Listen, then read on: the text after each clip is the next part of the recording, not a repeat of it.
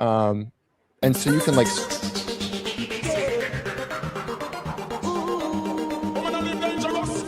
Of course, like I'm a homer. I'm not going to ignore that. What do they see in this guy? This guy sucks.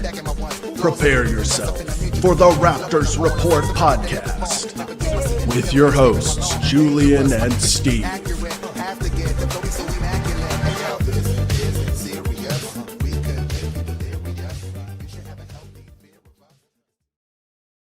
Hello, Raptors fans. Welcome back to the Raptors Report podcast. I'm here, as always, with Steve. It is 8:30. It is the 16th of February, and we have just gotten finished with the All-Star Weekend, and we've got a lot of takeaways from that. There is huge amounts of drama going on. We will address that because a lot of it is very funny. We are going to be talking about the dunk contest. We're going to be talking about, three-point competition, the skills, all that crap. But we want to talk about the All-Star game because it was good this year. We'll talk about why that was.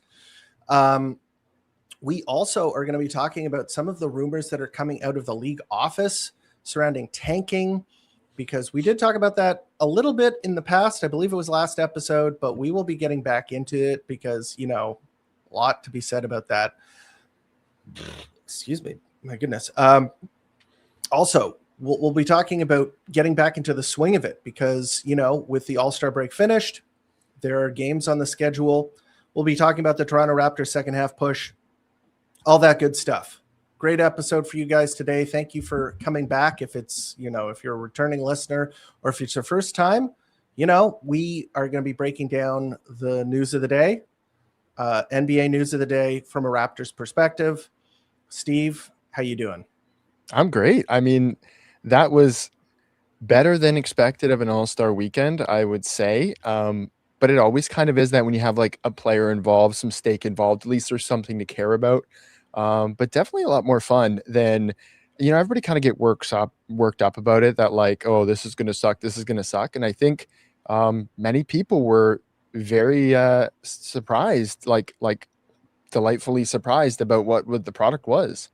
No, I completely agree. Why don't we just start off with that? We'll start off with a cool-ass All-Star game. So there's been a couple of theories that have been floating around about why it was good. I have my own theories. Well, the first of all, I think we got to talk about was Wemby and his desire to actually compete in this game. And after the first game, they were interviewing Ant. Yeah. And they were, because, he helped take over that game, send it to overtime. He was on the mic and he basically said, listen, shout out Wemby. That guy took it to the next level.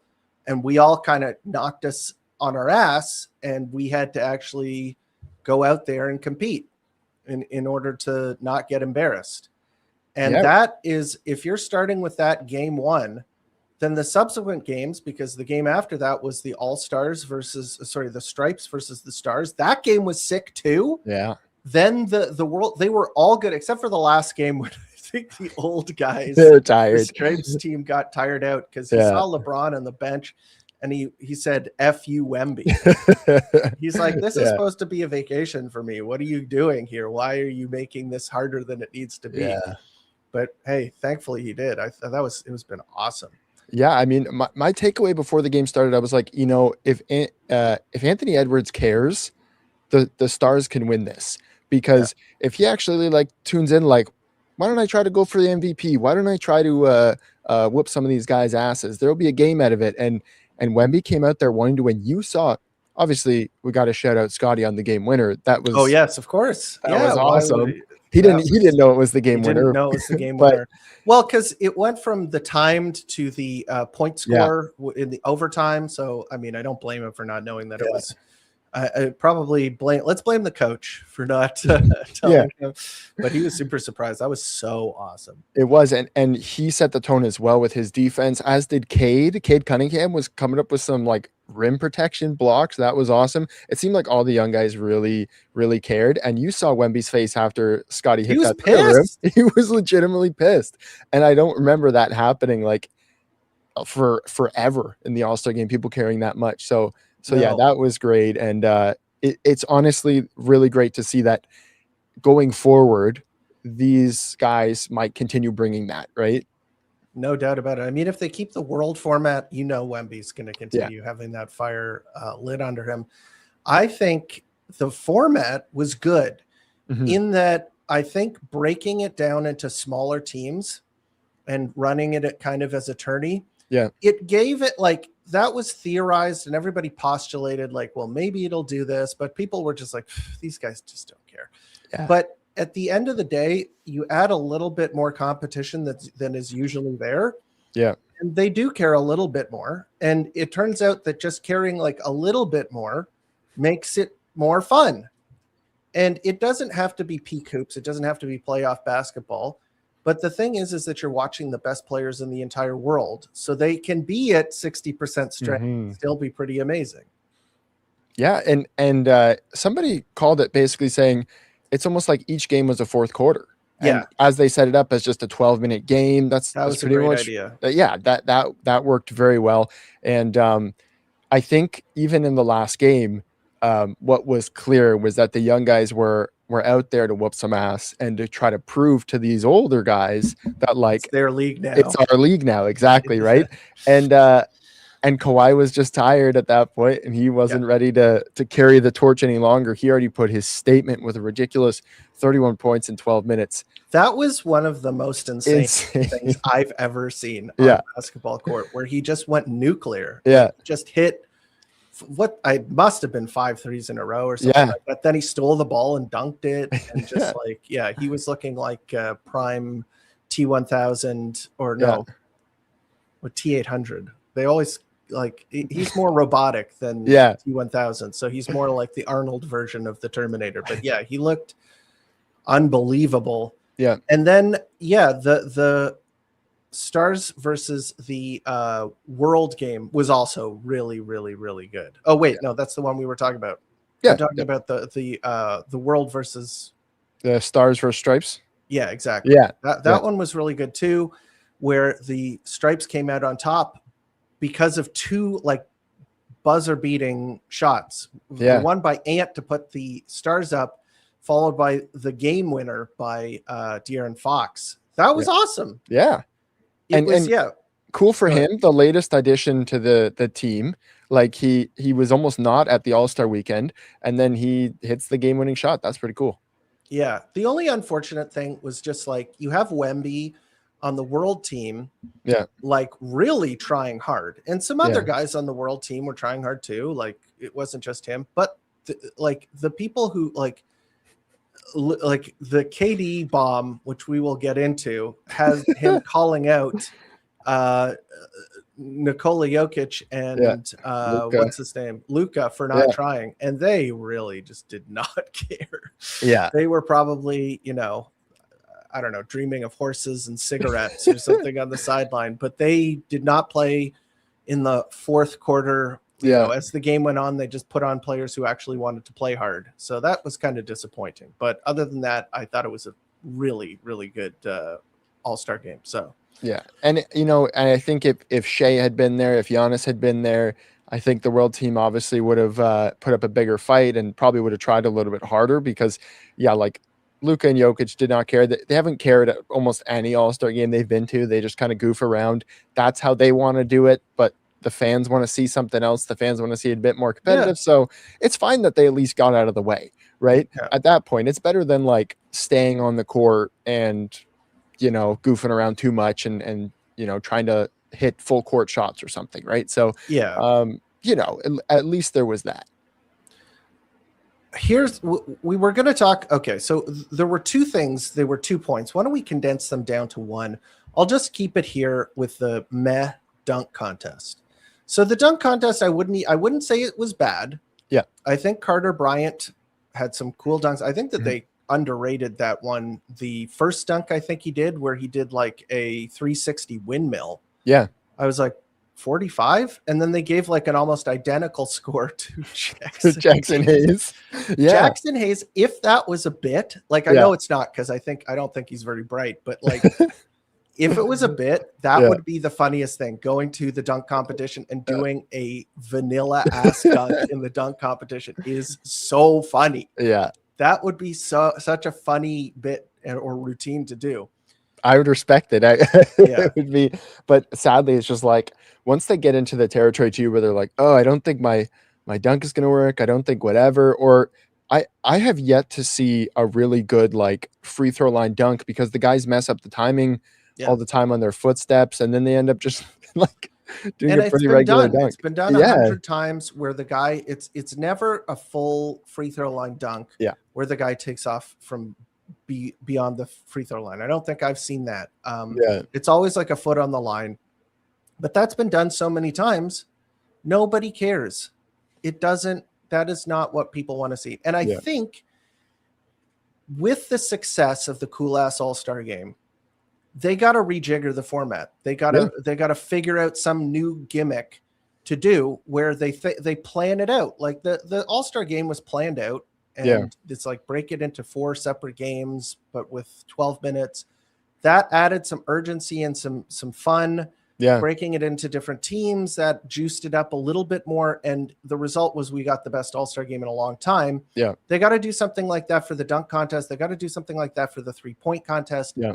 They've just got to make it shorter somehow, or like more engaging. I don't remember what year, but do you remember there were teams for the dunk contest the one time? I think Terrence Ross was in it. I think I remember that. And there, that was interesting in a way, but I think I'd say his teammates sold on him. So it was like, a better dunker doesn't get in because whatever, but like still trying something unique. That's cool. It doesn't have to be a team thing. Yeah. It could have like you're forced to use a theme or something. Yeah. Like make it like more of like a game show or something. Like, because I get there's a dichotomy here where people are like, they got a really good dunker the past couple of dunk competitions, Mac McClung, who is like not a good basketball player. They keep him around the NBA. So for the express purpose of putting him into the all-star game dunk competition. And people complain about that because it's like, okay, he's a ringer. He's basically just a dunker, a guy who can go in there and throw down some spectacular dunks. So people are complaining about that it's got to be real players, right? Yeah. I get it. But then you have this year, you don't have a guy like that to knock you on your ass with these insane dunks. So you get kind of a mid dunk contest. Yeah. Did you see the 4 dunks that he was going to do? He posted like 4 clips of like, these are what I was going to do. All incredible. All would have won. And apparently players were pulling out if he was going to be in it. So he kept his name out. There you go. Yeah. Like they were like, oh, what am I going to do? Lose to this guy who's a professional dunker? So they don't want to do it. It's just, you don't want to get embarrassed. They want their dunks to be on the same level as another guy who's maybe like the thing about Mac McClung that was actually really good was that he had a lot of flair on his dunks and he had a lot of like genuinely creative ideas. Yeah. And like Vince Carter, the thing about him, like the 360 windmill that Carter Bryant, apt nickname if you're going to be a dunker, having those 2 names attached to you, his lacked the kind of panache or like flair or just something. There was something special sauce on all of Vince's dunks where you were like, you're witnessing something special. Like Mac McClung had that kind of thing too, like in his dunk competitions where I was genuinely amazed at watching the dunks. So if it's going to be like you have real players dunking and not just some ringer to come in and do it for you, you got to spice it up. You got to do something more exciting that is more creative in order to make up for the talent there. And the same thing, I think that the 3-point competition has they've got to narrow the list of candidates or something. It's just too long. It is too long. I think it's good. I liked the Con Knipple, what's his name? Dame Time. Yeah. And Booker, like that was kind of engaging. Good rounds. Get to that sooner. Yeah. Get to that sooner. Have 4 people compete, and it has to be the guys who are actually going to be the best shooters in the league. Don't they could cut the amount of racks in half from the amount of balls on a rack in half, right? So the target score is obviously lower, but there's like you're not going for records of a dunk contest. It doesn't matter what somebody did before or a 3-point contest, right? So like they could definitely speed that up. They tried to. every time they add the special balls that are worth 3, worth whatever, that doesn't really do anything for me. Like, I don't really care that there was a 4-point ball and a whatever. It's like, who cares? I get if you can speed it up or if you can make it team based in some way or something, right? Like, I get the shooting stars is kind of team based. I thought the shooting stars, I don't know if you watched it, but I thought it was very uninteresting. It was almost like nobody even in the audience noticed it was happening. And the celebrity passers was kind of a joke because the Raptors got Drewski and the Knicks got their assistant coach, Jalen Brunson's dad. Like, the disparity between the talent. Meanwhile, Drewski's throwing touchdown passes 30 feet over people's heads, which is like, he's doing it for comedy, which, you know, he's on a big stage. He can be a comedian. Yeah, I mean, like, they screwed up the like, I remember there was one, I don't know if it was last year or the year before that, where the rules on, it was like some moving target or something, and you could miss on purpose. And like they counted it for something, or they didn't have to put it through a thing. And I remember, I think it was Scotty Barnes or somebody was in that, and they did it the hard way, and the other team was just doing it the easy way. Well, I know like, this is so stupid. Didn't Wemby get disqualified because he just purposely missed them all, and then moved on, missed them all to go as fast as possible. And I think he got disqualified, if I remember correctly, because after, like, I remember I have like the visual of them telling him you're disqualified and him being like, what? And it's like, what he thought he successfully gamed the system. He's like, there's no rule against this. What are you talking about? Yeah, exactly. So this guy is obviously, he needs to win. He's the guy cheating at Monopoly. Yeah. You saw his face after the, what's it called? The All-Star game, Scotty Barnes game winner. Yeah, that was priceless. That'll go in the vault. Up here. We got to talk. We've been burying the lead. We've been going on and on and on about this All-Star game. We know what you want us to talk about. The KDF files. Burner drama. KDF files. I can't believe that one. So, man. If you are not aware, somehow you're under a rock, maybe you're not on Twitter. They're not really talking about this on the mainstream media, as far as I'm aware. But there was a huge revelation that Katie's burner, his burner account on Twitter, aka a Twitter account that is not associated with you in any way, that you use to, talk, about other people and have group chats where you slander people and talk about unsavory things. Well, someone leaked all of that, and they have a very interesting and engaging,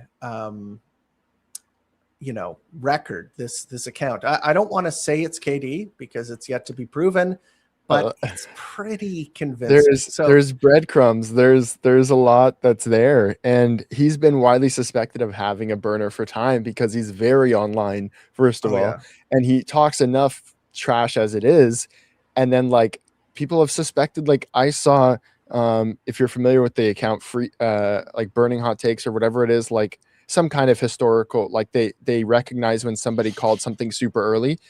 And somebody in 2023 suspected that account of being the burner. And it's like, how long has this been thought of, right? And now it's gone private, right? Like it's shuttered itself. It's gone private, so nobody can look at his tweets.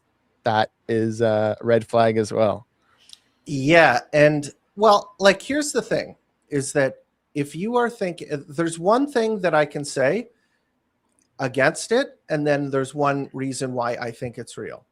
So the first one is that if you are looking at it from the perspective of a troll who is trying to implicate KD and set him up.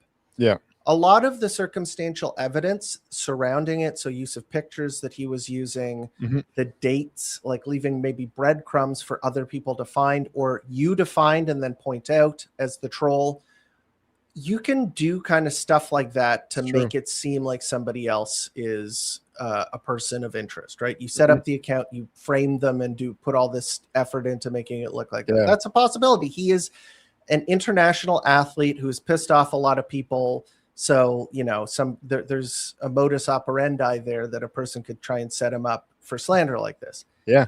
The thing that makes me think that it is him is the fact that in the DMs, it's all the people he hangs out with and knows. So there are people who he has, like, in the past on his main account interacted with. Yeah. There are people who are like huge KD stans that are like, glazing this guy nonstop.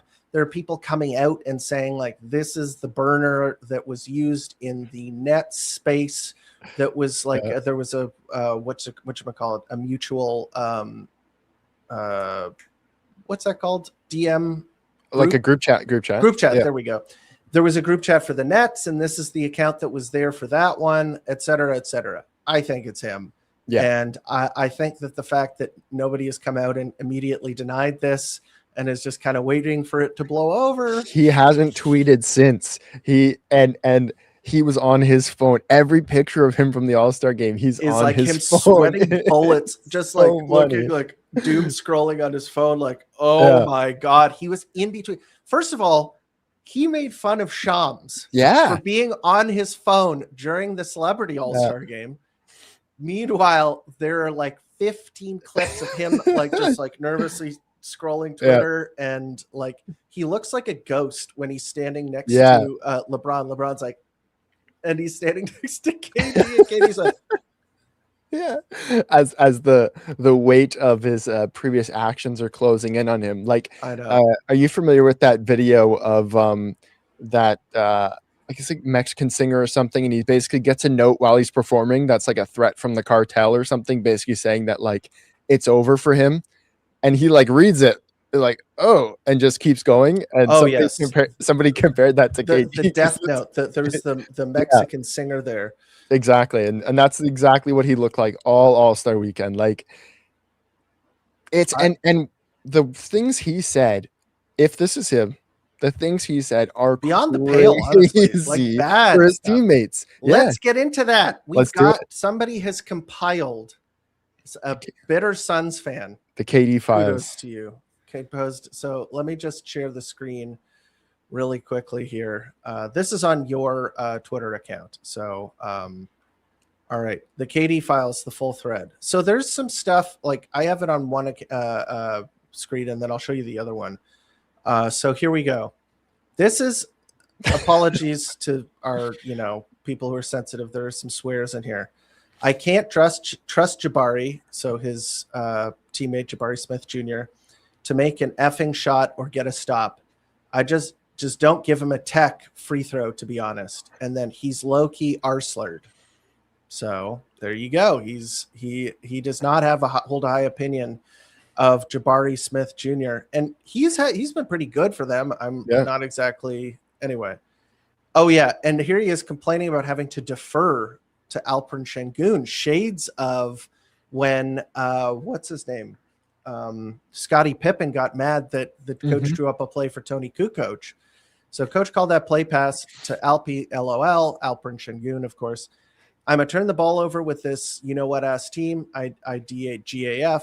Your franchise player can't shoot or defend. That's way bigger issue than my turnovers. Remember, these guys are your future. Big thumbs up. Okay. And your future, not our future. That's not a long-term sounding guy there. This is crazy stuff. It really is. That's the big one. But let's see if this. I mean, there's the other one where I don't know if it's real, but like he says something about triple-double cocaine bear or something. And I don't know if he's referring to Şengün there. No, it's not Şengün. He's talking about Russ, I believe. Oh. Because they're talking about guards. They're talking about guards. Right. Pull the numbers for all those guards, and I bet it's similar all around. He said that pick disproved it, though. That's the point. I wouldn't say so Kyrie Irving was competing with me, but that light-skinned Steph Curry and that triple-double cocaine bear was. So he's saying Steph was competing with him and Russ were competing with him for being the alpha, I suppose. Yeah, and look, if this is real, this shows why it has never worked out for Kevin Durant in any of these places long term, and it shows why the locker rooms go to shit, and why it just and we're hearing right now that it's not all like hunky dory with the Rockets dressing room. No, and he called he did not like Booker. He called Booker Stalin what? No, he called the combination of Booker and the coach. I forget his name. He used to be the coach of the Lakers as well when they won a championship. Why am I blanking on this? Oh God, I can never remember the Vogel. Thank you. Vogel. There we go. Yes. Yeah, Vogel. He called them Hitler and Mussolini. He called them Hitler and Mussolini, Booker and him. That's and that he crazy. didn't think. Oh, there's another one here. Let me see if I can get this one on here. Just get this other. And somebody had brought up, they were like, if we had got KD, what kind of crazy stuff would he be saying about Scotty and about Grady Dick and about my gosh, he'd man. be slandering them like crazy. Stephen Curry really convinced a generation that a bad shot is just ahead of its time. Bro will pull from the logo with 19 seconds left on the shot clock, and commentators start talking about audacity. That's not audacity. The N-word just throwing S up for the youth. Now I'm seeing centers shooting half court shots or half courts. Excuse me. Oh my gosh, man. So, wow. He does not like Steph Curry. Steph Curry got y'all acting like he shoots from another zip code. Bro pulling up from the parking structure, and it still only counts as 3. Damn. That's kind of funny, I will admit. If difficulty was points, he'd average 80, but it's not. It's still 3. Same as basic corner shot. Your role player hits different, huh, Curry? Oh, you got people thinking pulling up from the airport terminal is better than getting a guaranteed bucket at the rim. Analytics got y'all brainwashed. Laughing. And see, it tweets just like KD tweets on his main account. Oh, yeah. The way it talks, right? If this is a troll, this guy is a lead at it because he's got the pacing and everything of it. Yeah, exactly, right? It's him. I mean, this isn't a court of law. Yeah. This is the court of public opinion, and I am sorry. This is him. Yeah. And I think when something like this happens, you just have to, if you can't acknowledge it right away, go, this isn't me, what the heck? It starts to look more and more and more guilty, and he just looks so guilty, man. And these are all people that you're supposed to be teammates with, friends with, hang around with, and then you're on the same room with them, same team as them, taking pictures with them, smiling with them, everything, while you're saying this stuff behind their back. It's crazy.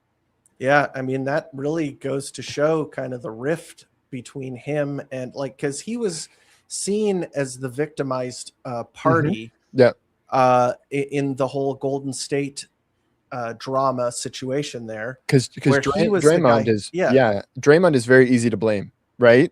Yeah, it's very easy to paint it as he made stuff uncomfortable, everything. When he's talking to him right in his chest, as he's nodding, and Katie's like, that neither of them have clearly gotten over it. Somebody has unearthed the thing where the Celtics beat this is all in the finals, and KD tweeted out after I think it was the account tweeted out saying something. This is very professional hoops after the Celtics beat the Golden State Warriors. Oh, then after the Warriors won the series, what's his name? Draymond came out and said, "This is very professional hoops right now," like sort of rubbing in the fact that he knew, I guess, about this whole situation. Oh which is my gosh. Okay, that's nail in the coffin there. But what's crazy? He's slandering Alperen Şengün's defense. He's talking about Reed, Shepherd, and all of these guys. And then he's on the court with Şengün, and they're all laughing kind of. And they're Şengün's pointing at him as if being yo, man, there's a really funny little piece in here about how Julian Stone, the general manager for the Rockets. Raphael Stone? Raphael Stone. Yeah. Why did I say Julian Stone? There's a player named Julian Stone that I think the Raptors used to have. There you go. That makes sense. So Raphael Stone, so somebody was brought up, what do you think about Cam Thomas? And KD said, Raphael Stone says he sucks. And then people are laughing at it and saying, like, this guy's like, Raphael Stone is dumb, right? And they say, has he ever seen him play basketball? So, I mean, you're getting to see behind the curtain a little bit. Yeah. Like the players not agreeing with the general manager. Yep. Like, why aren't you doing this? It's always very interesting to see that, because it's happening. Yeah. Because people are people, especially stars, get big egos. They're going to be talking about this kind of stuff, but you never get to peek behind the curtain. Honestly, yeah. You never get to see this. The guy who's got to be the most entertaining former player podcaster right now is Jeff Teague, right? Because he has story after story after story about what guys were saying when this was happening. Because for some reason, he's always right there when everything's happening, right? And he's got, oh, this guy was saying this, the coach was saying this, we weren't going to do, like, that is just so entertaining to see behind the curtain. But to see it from a very negative aspect of this guy who, I mean, like, are his friends just the Twitter trolls that he talks to? Because that's a good question. I think he has like a group, an inner circle of people, but I think he does kind of live like in that constructed reality along with all of those people who suck up to him. Yeah. Which is kind of crazy. Like, he's getting up there. Yeah. He needs some other type of hobby other than, like, he was they found a lot of tweets talking about like smoking weed. So like that seems like him is basketball, smoking weed, hanging out with his friends, which, I guess if you're going to live a bachelor's life. And look, he's super successful. I'm not going to say he isn't, right? Like, okay, cool, right? But did you see this is not healthy? Like, we're watching why it's not healthy. Exactly. We're watching why it's not healthy because everybody knew about it. It was like an open secret, like Draymond Green coming out and like addressing that like directly. All the players kind of laughing along with him on the sidelines. Clearly, everybody knows that this guy is like a drama bomb, like a drama queen, which is so, like, how could you? I don't get it. And like just the jumping to the different teams when stuff isn't right and whatever, and it's like getting sour on teams quickly. It just makes it look like, buddy, you're the problem everywhere you go. If this is how you look at everybody, you really just want a super team where every player is perfect and no young player is making a mistake. Like, that's crazy. And like, look at the Suns, how they're doing now, right? With getting a guy like Dylan Brooks in instead, who years ago was, persona non grata, negative guy, get him out of here. And now he is the culture of teams. They've started to recognize that. And like Phoenix is flying with swapping out KD for Dylan Brooks. Yeah. Like, they seem to be in a more positive headspace. There's also Mark Williams. Yep. He's been huge. That was a great pickup by that. And their coach has been excellent. And like they've got a lot of good things going for them for sure. But it's very funny that I think the Rockets are around the same win total that they were last year. Like, they haven't taken... I wouldn't put that at the doorstep of KD, though. Their offense is looking like really struggling. Yeah, when he's not the guy who's finishing. But what kind of bugs me about KD is that he had the opportunity. Like, he keeps wanting to go to these situations and be the senior player, like the person who is at the top of the pecking order. And he was in a situation like that at the beginning of his career. Yeah, the Oklahoma City Thunder built the whole team around him. Yeah, had a whole bunch of players that were at the same time in their prime at the same time, and he left immediately. Right, he left that situation. He joined a team where there was already an established hierarchy, and of course he disrupted that. I mean, it's pretty obvious what happened there. There was like very successful, but at the same time extremely drama filled. Yeah. Then he goes to the Nets and he gets that situation. He's clearly the alpha dog there.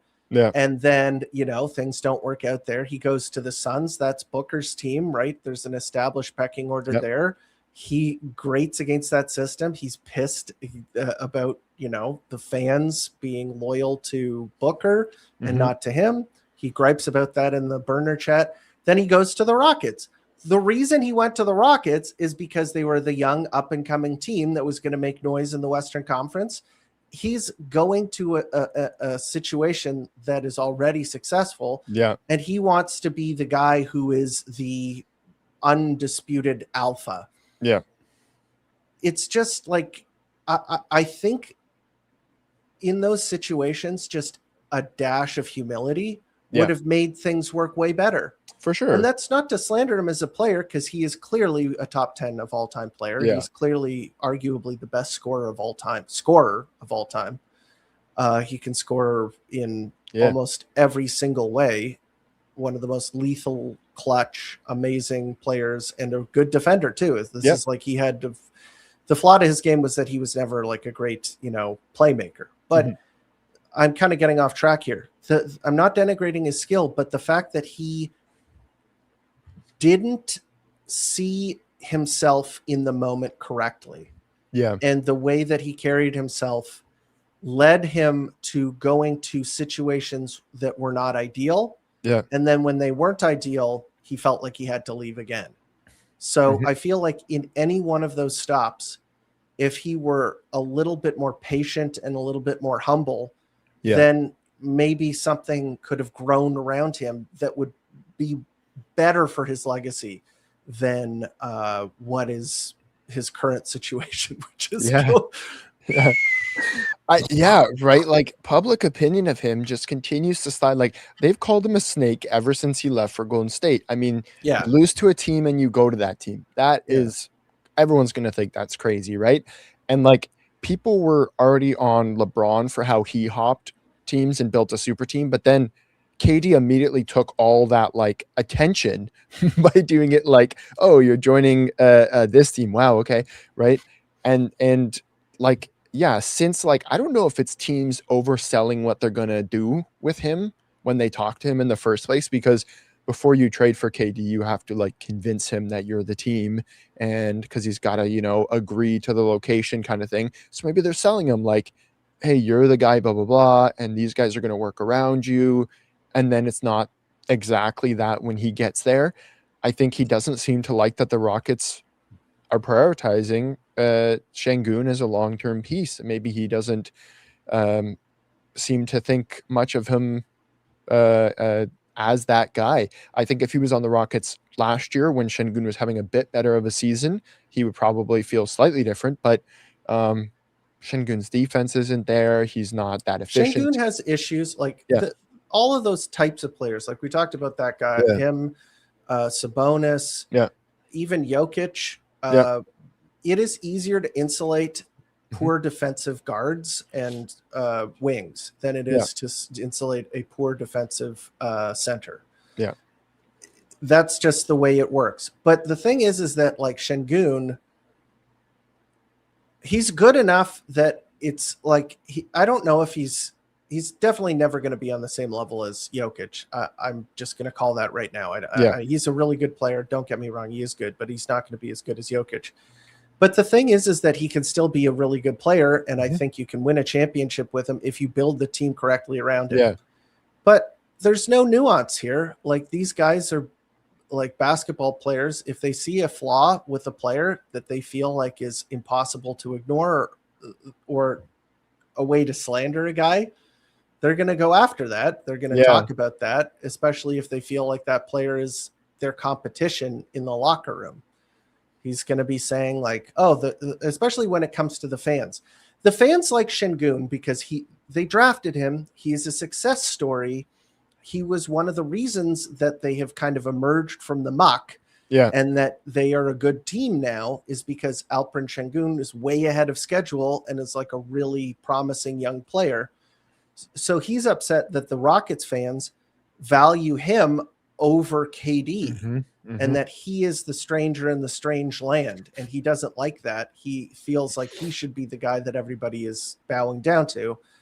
And Şengün is obviously the fans are going to take his side because he's been there since day one and he's their success story. People are very protective over the guy that they draft. Until they become a bust or something like that and people turn on them, fans will battle for them and stick for them like for a long time. Like, you've got a lot of people who still fight battles for like DeMar DeRozan or something like that the Raptors for sure. drafted time ago, right? So I totally understand their perspective, and like, if he came here, I'm sure there'd be a lot of Scotty fans being like right on KD's neck in the same way, right? Yeah. It's just like, it feels like culture. He should know he's a mercenary. Yeah. That's what you are. Yeah. You're a mercenary. Yeah. Why are you expecting loyalty from the fans when you're not? You've come to the team so that you can win some stuff. Yeah, think about put it in perspective. The difference in the demeanor between, like, which Kawhi got people all fired up by the way he answered a question saying that the talent wasn't there, but like effort was, whatever. His demeanor, I know things didn't go as smoothly as it seemed like on the outside during his time here, but his demeanor was, I'm here, I'm going to win when I'm here, and I'm leaving after this, but I'm a mercenary, blah, blah, blah, right? It's a lot more professional than the way that KD has been acting, and Kawhi a little too professional with KD, you know what I mean? he had all of the things staked out in advance. KD seems to be flying with the wind. Kawhi, he had his ducks in a row, a little too in a row, if you catch my meaning. Yeah. No, but I see what you're saying. Like, in the fact that I think that a lot of people see what Kawhi does on the court and how he answers questions and think that that's kind of how he is in real life. And I think he's not exactly like that. He's a little bit more of a rogue than a robot. But at the same time, he definitely buckled down and played the right way and carried the Toronto Raptors over the finish line. That's what people are going to remember, is this guy came in and he did it, and he moved on to the next town, but he did it. Yeah. Whereas with KD, it's a lot of the drama and not the same results as, what the Raptors got with Kawhi. So we could talk about the Kawhi situation with we should.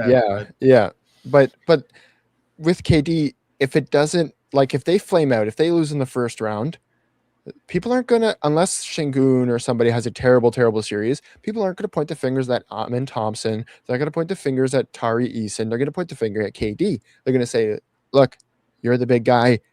Why couldn't you do it? Why can't you lead your own team? You are, I don't know who called him at the first time, but like a bus rider, a passenger, you're not really driving the bus. Like, that was either Shaq or Chuck. I think it was Chuck. Yeah, the haters who.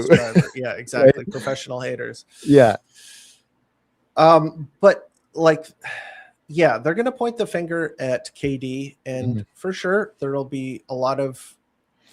It'll be deserved. I'm wondering, like, what team is going to want. Like, of course, there are going to be people who are going to go out and try and get KD, but I think people are going to be a lot more cautious now. Yeah. Especially now that this is out. I'm sure in the NBA, if you're the general manager, you know about this kind of stuff. Yeah. Yep. You know that he is a caddy player who will talk about your own players and not there's probably worse players doing worse stuff. Oh, right? For sure. Like, no doubt. Yeah. If teams will stomach Miles Bridges and Kevin Porter Jr. and all this, they won't turn too much of an eye at KD. But if he has a quick turnaround with Houston, if he's like, hey, get me out of here in one season, people aren't going to trade real value for him, because it's like, what, for a 1-year rental before you upset the balance, get upset, make fun of everybody on Twitter to a bunch of trolls, and then leave? Like, well, the things about Miles Bridges, Kevin Porter Jr. is that, like, that stuff that they can stomach because it doesn't hurt the bottom line. Yeah, it doesn't stop the machines of the team, the wheels from rolling. Like, this is a very sad state of affairs. It is that this is like, capitalism 101 is that if you're making the cheese, you don't. I'm going to mix my metaphors very horribly here, but like, you don't overturn the apple cart because some of your players are domestic abusers. And that's not, please don't take that as me saying that that's good. I'm saying that that's the reality, how these teams operate. they might see what KD is doing, where he's undermining team morale as the graver sin and the more toxic sin than something that you do off of the court. It's true. That is worse, but is not as detrimental to team chemistry as the other thing. So like, I don't know, like what's interesting about the Rocket situation is their coach Ime Udoka. I don't feel like he is a guy that the players can approach and go, KD is being a dick to me. I think he'll say, shut up and play. Like, what are you talking to me about this for? Like, similar to Missoula, like these guys who are like, just play basketball. Whereas like somebody like Darko would be like, oh, come here, let me give you a hug. I'm sorry that guy was mean to you. And like actually have that talk. Like, do you remember Nick Nurse's book excerpt where OG complained to him multiple times that Fred was monopolizing on the ball and not letting him touch the ball and stuff? And he brought it up to Nick, and Nick said, oh, okay, like we'll figure that out. And then he still does it. And then OG says he's doing it again. And Nick just kind of goes, oh, okay, and doesn't address it at all. He didn't feel he needed to. He didn't feel it mattered. And all of that, I think, are things that built up to OG wanting to be respected more as a ball handler and stuff like that, and planted a seed like that. So I think the coaches themselves, by being callous and by being disconnected from internal affairs like that, where they're like, that's player dynamics, I don't want to mess with you guys, whatever. I think that can cause big problems. So it'll be interesting to see if Udoka can keep the locker room when this kind of stuff is going on. That will be, because I remember there's actually been like, there's no doubt in my mind that KD is going to his coach Udoka and saying, Alperen Şengün, this guy's defense is garbage. Like all the stuff he's saying in the group chat, he's probably going to the coach. And then the coach calls him a veteran. And then guess who comes out in front of the press and says, like, it's been a problem since day one, since I've been with the team, is Alperen Şengün's defense, which is no doubt like that is an issue with the team. So it's not like they're making up some drama or whatever, but that's the kind of stuff that I think can really do damage to a locker room, is that you have these sort of cliques that form. And case in point, you have to, like, looking at last year's Suns team and this year's Suns team, that last year's Suns team was so toxic. It was insane. Yeah. It was crazy. Like, even Nurkic is looking better this season. It's so true. Like, I was saying, like, this guy's washed, whatever. He's still not great, but he's been a lot better than he was on the Suns. Yeah. Like, I'm sure that dressing room was like, oh, definitely reeked of drama. With the Beal situation and all that team looked so doomed. And the way they pivoted out of the Durant business was brilliant. And they still don't know what they're getting from Jalen Green. I don't have like superstar projections on him, but like he's only played like 7 games this year. And when he's supposed to be like, I mean, maybe he can add a scoring touch when he comes back. It's just, they are now in such a more positive place. And the more teams that end up having a nicer culture once Durant has left the room, the more that starts to take root and people to realize what's going on here. It's like this guy this vagabond keeps leaving teams, and they're having all of this, like, the good vibes are immaculate after he leaves the room. Okay, so we've kind of drilled this down. There's more stuff. Like, I'm sure there's stuff that we haven't covered in terms of the KD drama bomb, but that is yours to discover. And I'm sure there will be more revelations. Maybe more people come forward with more scorched earth testimony. I'm looking forward to it. This is very fun stuff, especially the reaction images. Those things kill me when he's on the floor, just like, with the flop sweat on his forehead, just like staring at his phone. Well, because NBA Twitter is hilarious, right? So anytime something like this happens, it's like people just come with the funniest reactions, the funniest memes, everything. Yeah. Oh God. It was a generational day for NBA Twitter, because it's just, it's so funny. Like, I can't believe how much drama was spilled over that little revelation. And it came from like him trying to weasel out of owning up to the fact that he's like in a drone company that's like bombing, supplying people. Invest in a drone company that is actively being purchased and bought for war, and ignoring the question when he's getting pressed about it. And there's no misunderstanding of him. He's just so blatantly ignoring the question. And it's like, so that combined with this. And one of the things was like, I think a Canadian Twitter user basically called him out for supplying Israel with drones. Yeah. And he, in the group chat, said, they got drones. They need drones. We got drones. Yeah. That's what the thing said. It's like, oh, it's a joke to you, man. Like, I know it's very callous and very like, I'm laughing, but it is pretty beyond the pale. It's dark stuff. And it's like, those are the kind of things that it's like, I thought this guy cared about his legacy, but I guess at some point he just stopped caring and just decided, no, I'm just going to be a Twitter troll and I'm just going to try to have my ways with teams and all this stuff. And it's like, all right, man. It's a shame. Okay, let's move on to the next topic, because this one's also kind of interesting. It's in a league fashion, so we were giving flowers to Adam Silver for redesigning the All-Star game because it was better. Okay. This is one, I have it here at the bottom. Adam Silver wants a tournament to determine draft order. So like I said, that's just a title. He has suggested it. I'm not saying that this is something that they're going to do. He thinks that this might be a way of doing it. So somebody took the meme of the meme where the guy is slapping his product onto a tank of water that's escaping. Yeah. It's used to just whatever is the solution to one problem is a solution to every problem. And so making something a tournament is what Adam Silver uses to solve problems. Like, take a look at the play-in tournament. That was a success. The cup tournament. Yeah. Now the basketball all-star game tournament. I mean, a lot of those have been good. Yeah. I mean, I don't mind the cup. The cup I would put below the other two, but like, I would say that there's pretty good result here. This one I don't agree with. No, it doesn't fix the issue. It's setting up for another problem. Okay, so you want teams to remain competitive in some fashion.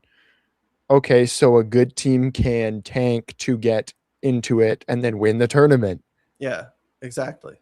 And then the whole thing with like traded picks, how does that work? Pick protections, how does that work? Like I don't know if you saw, but somebody joked that okay, well, here's Oklahoma City showing up to play with with LA Clippers pick and winning it. Yeah. Like, it's like, but if it's under a certain amount, then the Clippers keep, like, it doesn't make sense. They'd have to start removing pick protections. Like, they'd have to kind of dead that. And then how does that work when you've traded a pick? Does that team no longer, like, there's a lot to work wouldn't out. Pick protections just work the same way that they do right now? Where if you win the tournament, then if the pick was top 6 protected, if the team wins the tournament that had that pick, then the protection would have to wait until next year. It would just be the same. But I get what you're saying. Like, I think the first point that you made is like the very salient point that I think that should be on the mind of every single person who is suggesting some variation of this. I've seen it pop up. Anytime that you don't have the worst team, where it is literally you have to be bad from minute 1. You have to be bad from minute 1. You can't just wait out a season at 500 and then at the very end duck into the lottery and get the top 1 pick. I mean, I guess the Mavs did that, but like, if in a normal world, you reward the teams that are bad. Yeah. Because it's harder to be prolonged bad on a prolonged basis than for a team to hover around 500 for the whole season and then at the very end tank like 5 games to get out of the playoffs to get in this stupid tournament and then win it. Like, it is so much more rife for abuse of teams blatantly throwing real games Yep. You want this to be them to be throwing games in February, March, and then in April, everything's kind of settled. Yeah. Right. So that at the very end, when people are paying attention, you don't have these teams that are in 6th or 7th or 8th, dive bombing out of the playoffs, like losing all of their games, holding out all their games so that they can get under the threshold so that they don't make the playoffs. That's crazy. No, like once you get past February, you don't have to care about the teams in 13th, 14th, 15th place. Who cares at all? Let them do the little tank thing. But you would have teams dropping out of the play-in, and then what's the point of the play-in? Once you've got that, the play-in thing you created, which has been somewhat successful, is now pointless. And then the other thing I had the thought about, player movement changes in a way that now you would have a bad team trading for an expiring contract of a decent player to win a thing. Somebody would have traded for Zach LaVine to have a scoring punch in the tournament. Yeah. And it's like, that could be good. Like that's maybe one of the points for, but it would be really interesting, but it's like that team isn't actually getting better. They're getting a good player, renting a player, renting player for a very short tournament to like win this thing. Like it's a bit weird in that sense. And the other thing is, like, then you could also have, like, it doesn't address the holding out players, because you could, this guy's injured and then now it's tournament time and look, he's back completely healthy, like, or getting a surgery super early that like you were putting off. Maybe if you were going to start the season, he'd have it right away. He would, like, because sometimes teams, the guy gets the surgery 2 months in and they're like, I was nagging, whatever.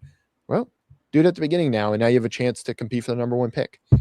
I think that the whole idea is kind of stupid like there's 2 levels of stupidity. First of all, this level of stupidity, which is trying to fix the problem, and all of these solutions are just terrible, and they would make the problem like a different problem, but a different problem that's much worse. And number 2 is the biggest issue I have with this is that it is so unnecessary. The reason that the system is the way it is that if you are bad, you'll just naturally lose. You will lose games. And I get it. Teams resting players or whatever, if they're already bad, like Utah is already a bad team and they're resting players so that they can lose a little bit more. But they need more talent. The Jazz team, they're not ready to compete. They are not. They are in asset acquisition mode. They are not in win mode. Yeah. Why are we going after this team that is trying to build through the draft? And the bitterness. I mean, did you see that somebody said that the team that was internally pushing for these changes is OKC. It's like, how nice, man. You guys benefited. The Spurs benefited. All these teams got their stuff, but now the Jazz might benefit, or now the Wizards might benefit, and it's let's change it. It really leads it's called pulling the ladder up behind you. Yeah, exactly. You got up to where you needed to go, and then sorry everybody else. And the crazy thing about this idea is that it's not even the worst idea that got floated out of Silver's camp. Do you see the abolish the draft and just make them free agents? Yeah. I could have even brought that one up. That one is much worse. Yes. It's like, why even have the Eastern Conference anymore? All the Western Conference teams are just going to get these players, and you already give them the first overall pick of good players all the time. If you've seen the first overall picks that ended up being Eastern Conference players, it's Risa Shea, it's Paolo Banchero, it's like, who's good, whatever, but it's not the Western Conference guys, the Wemby, the Cooper Flag. Cade. Yes, Cade is in that conversation, and that saved that franchise. The Pistons would be absolutely nowhere without Cade, so that's great. But look at that team. Everybody's talking about Detroit basketball and how amazing it is that they were. Well, guess why? They were bad for a very long time. They were ridiculed.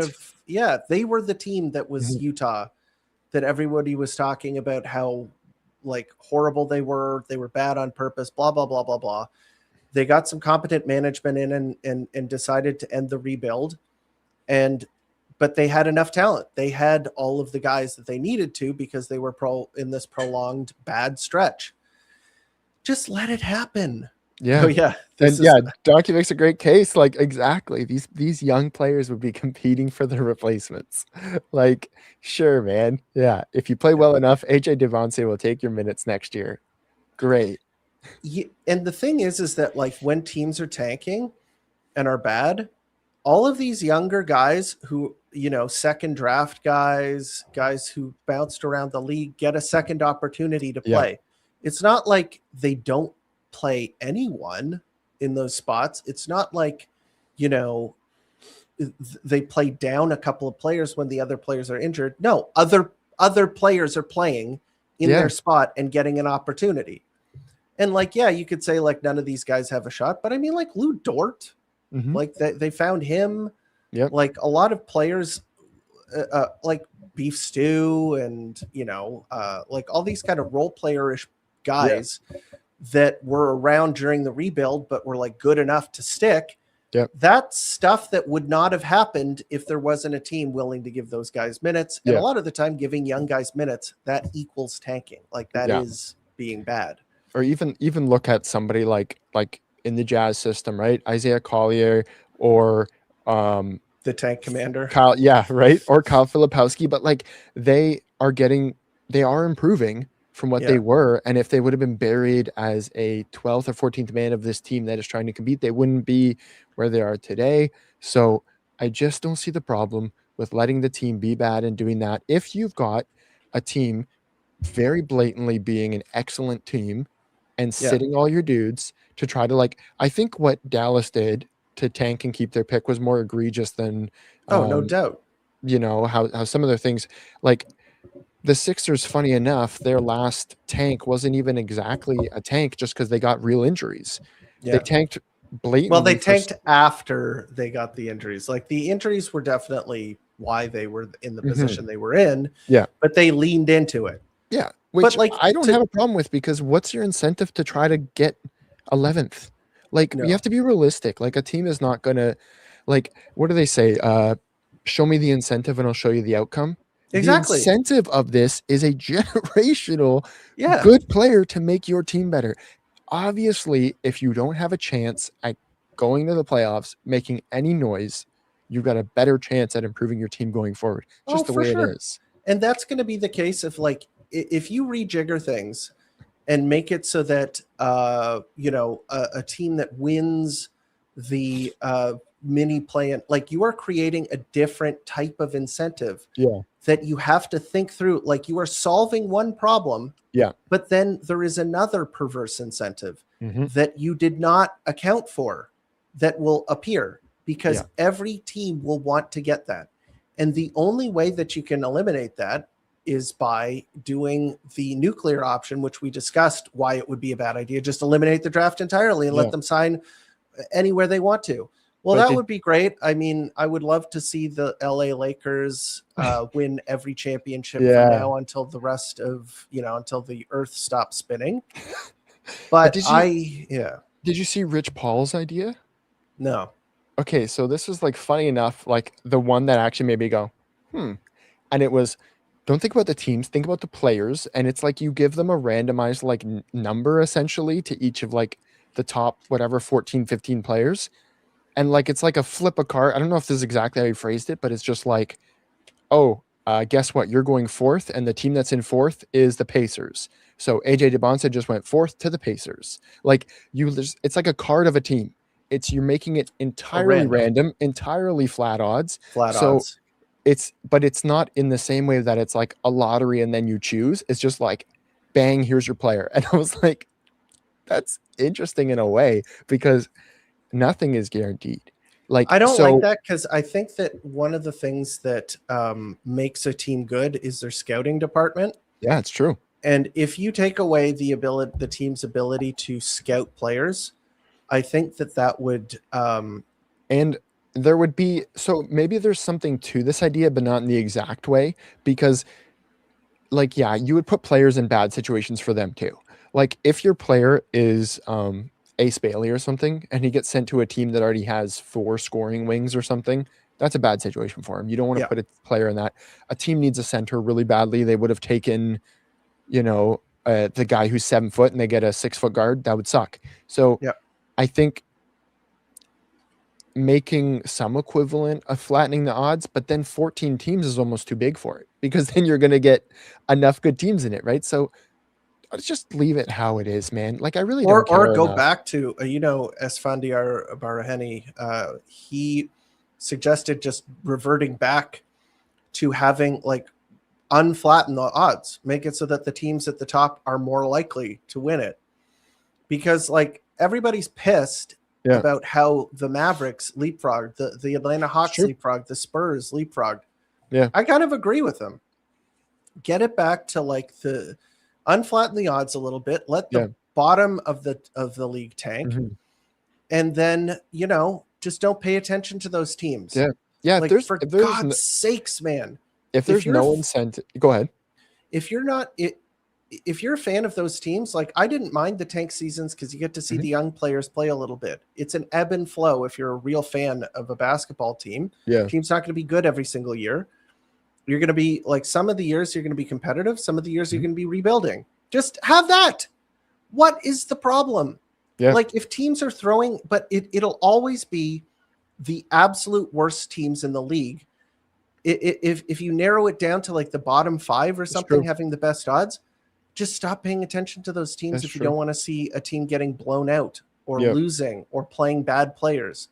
It is such a make-believe problem. But the idea is, I think, A, it's something to talk about, and B, like, they just want to make more money. Yeah. That's the real thing, is that they want to be able to sell maximum tickets, and they want to commodify this process. Whereas I think that the way that it worked is healthier for the league from a long-term perspective, is giving bad teams good players so that there's a flux within the league and things ebb and flow and go up and down. Yeah. Anyway, it's, I mean, and like, okay, so if there's no incentive for a team to drop from 13th to 10th because they get better odds, all of a sudden that team's not tanking anymore. That team is more incentivized to go for the play-in. And it's like, because you no longer have the incentive that a team that is in like talking actual standings, a team that is in 12th place or 11th place would really want to climb into the play-in. They're like, no, I'd actually want to have a 1% better than losing the play-in. I'd rather stay out, like, not make it in the play-in. So I agree with that part of that. By flattening the odds, and you're kind of chopping out the incentive for that higher chunk of the teams that would be in the draft lottery. I like that. And what we've seen before is that scouting still really does matter with that, because even though the Cavs got multiple first-round picks, like, Kyrie mattered, but a lot of their picks did not really matter to the grand scheme of it, because like there were better players scouted after. Yeah, I mean, the idea is that a bad organization is going to make bad picks. Like the Kings are a perfect example of this. Yeah. So they'll take a guy that they shouldn't have taken and then not develop them properly, and then they're a free agent in 2 years, and you have to trade them before they lose all their value. And of course, bad teams are going to still do that. But if you gave the Kings LeBron James or Wemby, they're going to look like a competent organization because it's impossible to screw those guys up. Yeah. And that's just what you have to do sometimes. Like, sometimes pearls have to go to the swine. Sometimes the team that sucks has to get a really good player so that they don't suck anymore, because otherwise they will always suck. And I don't think of something like, I think that's bad for the league. I think that the teams that are bad should be able to be good at some point, so that you don't just have these franchises wither on the vine. Yeah. Which is like, people bring up relegation a lot. That doesn't really work. You can't have that in the North America. It doesn't work. And like, you would just have the same teams kind of bouncing in and out, and it would just never, like, it wouldn't work, right? So, well, the problem with relegation in Europe, and most of those, like in Europe, there are like 3 teams per city. Yeah. There's like, and if it's not like there'll be like 3 like teams in the general vicinity, like that, like a short car drive will be the other stadium. Yeah. In North America, could you imagine if the New York Knicks got relegated? Yeah. Yeah. Could Like, you imagine what would happen? You literally no, take, exactly. just because of your stupid rules, Mhm. you get one of the best franchises, Mhm. the most like cash cow franchise, Yeah. going down to the second league. Yeah. It would be an apocalypse for the league. You Absolutely. cannot, and then they'd be replaced by the, Windsor City Yeah. Buffaloes or Yeah. something, right? Where nobody has, they have no fan base. It's just Yeah. not going to work. So you can't think in those terms. What you need is to have a league where it works basically the way that all franchises have worked for the past 60 years, Yeah. which is just reward the teams at the bottom and have the best teams at the top. That's just it. Like, don't overthink it. Yeah. Of course it sucks a little bit, but you can't, there's no magic wand you can wave that is just going to get rid of all of the problems at once. Yeah. And you can't, like, it would be nice if you could lay out a document and say, every owner, every team signs it and says, I will not do anything non-competitive in a way. But it's like, first of all, they'll violate that in a second. Second of all, nobody will agree to that. Nobody will agree to something so stupid that, like, oh yes, I will not try to sneakily make my team better when things are stacked against me if I don't. Right? Like, I mean, leave it. Like, who cares at this point? We've been through it as Raptors fans where we tank, our hopes are caught up in the tank, and we drop. And then you go, okay. And that's why at this point, I'm like, just go try to win. I don't care to try to tank again. We've dropped every single time we've been in the recently. It's not benefiting us. Move on, try to win so I can actually enjoy watching basketball. And I think a lot of fans get to that point with their team where they go, I just want to watch my team win. And teams will never get there if they don't get a good player from a draft. There you go. Okay, so the Toronto Raptors they have a week-long hiatus. They played on Thursday. They will be playing again this Thursday. So why don't we talk about the upcoming schedule? Let me just quickly share the screen here. So the Toronto Raptors, their first game back, will be playing the Chicago Bulls again. We saw what that looked like the first time around. The Chicago Bulls are kind of a skeleton crew. Yeah. They got smacked around in the second half. Like, I think the first half was like kind of close, but then the Raptors woke up and actually put the smack down on the Bulls. I expect something like that again, even though it will be in Chicago. And I don't know if Josh Giddey is playing, but I think they'll be able to win that. Then they're playing the Milwaukee Bucks. The Bucks are probably going to be missing Giannis. Then they play the Thunder at home. That one, I don't think that the Toronto Raptors are going to win because I think is Shea going to be back by then? I'm not sure, but I think that the Thunder are a really good team. Mm-hmm. Mm-hmm. And even though the Raptors beat them the first time, I don't know. I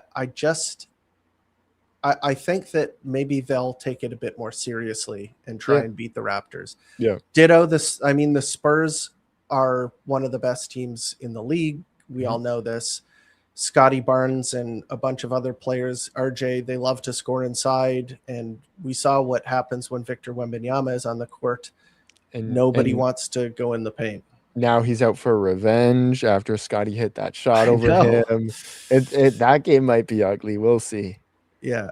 But then, I mean, all these road games are all cream puff opponents. The Washington Wizards, even though I say cream puff, the Washington Wizards have beaten the Raptors this season. So, and then New York, it just owns the Toronto Raptors. Yeah. So I'm not too optimistic about that. What do you think? What are the next? I guess I went 6 games. What do you think about the next 5 games? Do you think they've got all those road games? Yes, road games. Yes, I definitely see a 3-2, which is good. Like, I think to stick around 6th, like to stay in the top 6, they need to go about 500 the rest of the way. So anytime that you can, take 3 of 5, that's great. I think 3-2 is the safe bet, because I think you're right about the Thunder, being more ready for them this time. Obviously, they got a great coach. and especially if like Shea's back or something, right? Like I don't know how serious his injury is, but I don't have high hopes for those 2 games. What do you think? I think they're definitely going to lose the Spurs game. I think that they're probably unfavored against the Thunder, but they did beat them the first time. It might be a matchup, styles make fights. The Raptors play a similar brand of basketball, the high pressure, fast break, defense that takes the fight to you. Maybe they just have something that the Thunder are not comfortable with. So, but it's a home game, right? Yeah, the Raptors' home record isn't exactly sterling. So you're not going to get a big performance out of Emmanuel Quickly. If it was an away game, I'd be like, Emmanuel Quickly's going to drop 30. We're going to have a real good chance here. But but you don't hear like if we're running a little overtime, which is pretty funny because I didn't think we had too much to talk about this week, but.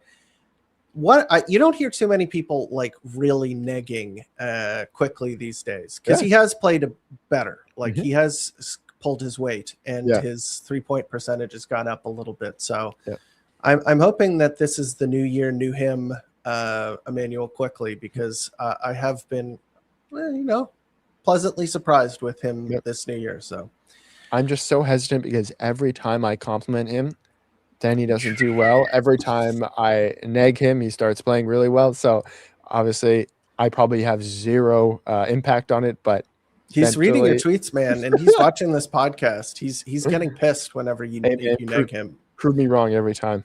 Perfect. All right, folks, that is this week's episode. I'm eagerly awaiting the Toronto Raptors return on Thursday. I'm sure you guys are too.